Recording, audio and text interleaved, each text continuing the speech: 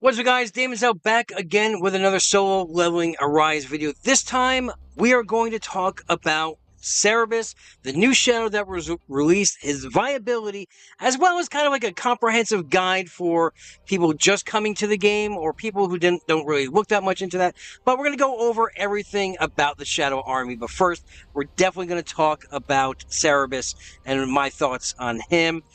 So, let's talk about it.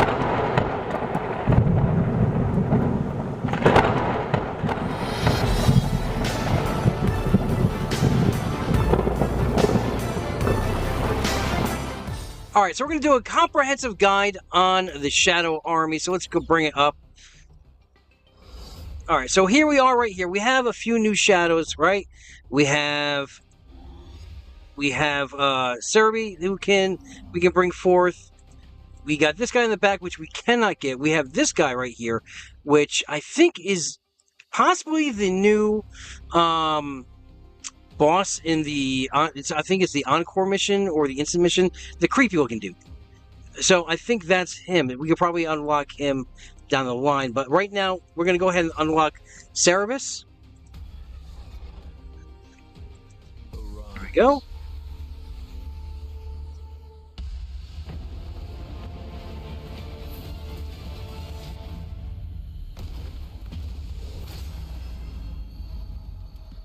Alright, so Cerebus is going to be another DPS style shadow.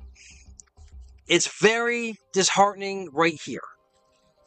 And I think you should unlock, right? You should unlock all your shadows. But currently right now, I have no plans to scale him up right now because they need to do something about this. This critical hit damage is pathetic.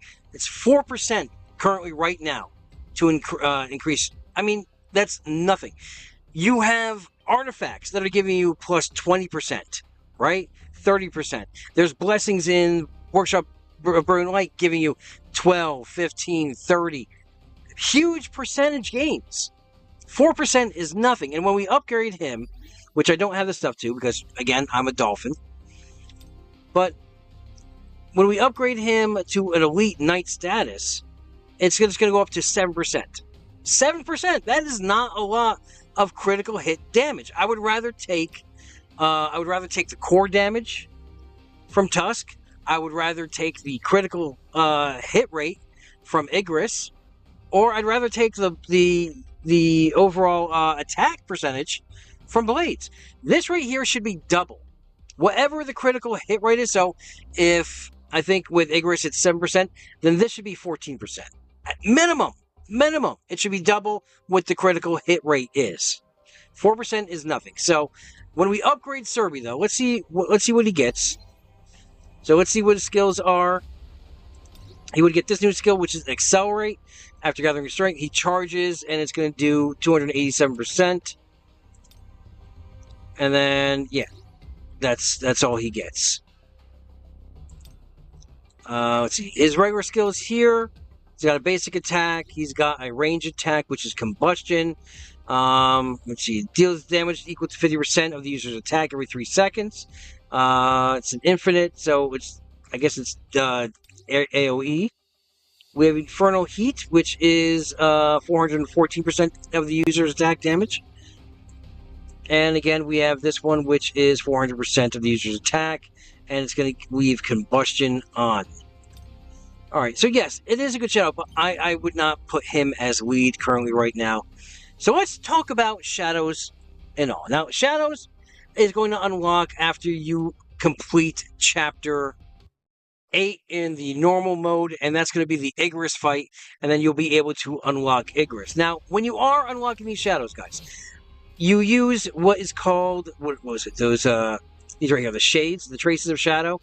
Now, this is used not only to unlock your shadows, but also to upgrade them to different status. Right now, he is upgraded to the top, which is Elite Knight, and you would use that to do so. So, don't handicap yourself if you're just starting this game and you're just unlocking shadows. Do not handicap yourself by upgrading any of your shadows. Unlock your shadows first before upgrading them. You're going to unlock these 4 in that order, basically. Igris, Blades. Blades is going to give us attack increase by 5%. And him and Igris share the same ability. Let's see. I have to bring up I already upgraded him, so it's right here. And what it's going to do is it's going to, when he's active, it's for 10 seconds when you first launch him, it's going to increase the user's attack by 100%. And now all these guys scale off of Jinwoo. So he's going to be attack increases by 5%. That's your passive for your entire group. During all the fights, when you launch them, then you're going to get this when he uses this attack, which is going to update your attack. That's going to be for him and Igris. Iron's going to be the next one that you're going to unlock, and his special ability, because I have not upgraded him, will be on the next one right here, and it's going to be a stun, I believe.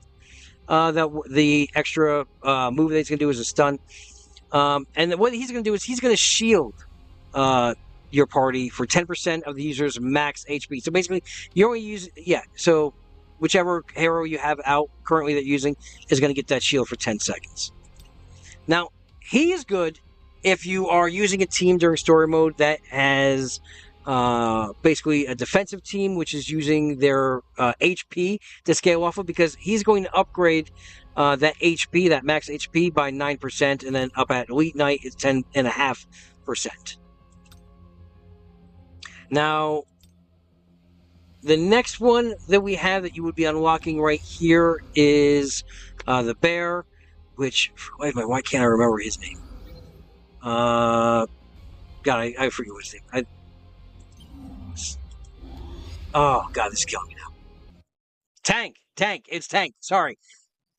It's been a long day. Tank is his name. Now, Tank, when he is in that position, what I mean by that position, let's just go to a game mode here. Okay. We'll do POD. Right, we just pick a team real quick. Sorry. So this is right over here. This is where you'd be able to set them up. Now, when you set your shadows up, right, the first one is going to basically be the leader. That's where that crown signifies. And that's what that ability is going to give you. So right now, with Igris, the whole team would get 6% critical hit rate. With Blades, 5%. Basically, because this is where I have him leveled up to, because he's only Knight status. Same with him, he's Knights. I don't have any of the Elite Knight currently. So, attack increase here, crit rate increase here, core damage increase here with Tusk. With Tank, it's your defense. Your overall defense will increase by 6%. Iron is your max HP increasing by 6%. And now with Cerebus, it would be critical hit damage by 4%, which is pathetic. But like I said, you can pick more than one. But whoever is in this position here, that's the Shadow Authority special that's going to last for your whole group. So let's put Igris in. Let's say we put Tusk in, and let's say we put Blade in. Now, obviously, when you have 3 in there, when you use your shadows, you're going to have more shadows fighting for you when you launch them. And to use them, you're going to consume something called Shades. Now, we're going to talk about Shades when I get back to the menu, but Shades itself, the more shadows you use here, the more it's going to cost you. So every time I use this, with 3, it's going to cost me 300 Shades to do that. Let's get back to that other menu.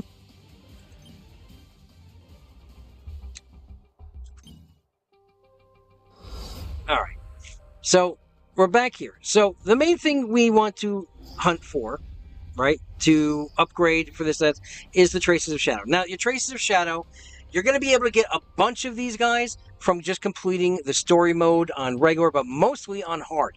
When you go through hard, you're going to get a ton of Traces of Shadow to upgrade or extract the shadows to basically unlock them. So you should get enough there to unlock all of them, and then to upgrade several of them. The next thing, you can also get them very rarely through gates. Now, let's see here. Let me bring that back up. We'll bring gates up real quick.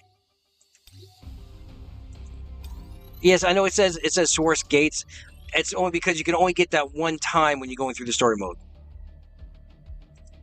So it's certain gates that give it to you. Right here. Okay. So right here, here's Traces of Shadow. It's very rare for these to drop, though, guys. It is very rare for these to drop. Obviously, the higher strength gate, the better chance of you getting that drop. So S ranks, A ranks, and then it's just going to get lower and lower and lower. But you can only get these, I believe, from red gates and purple gates, right? Purple gates too? Yeah, dungeon breaks.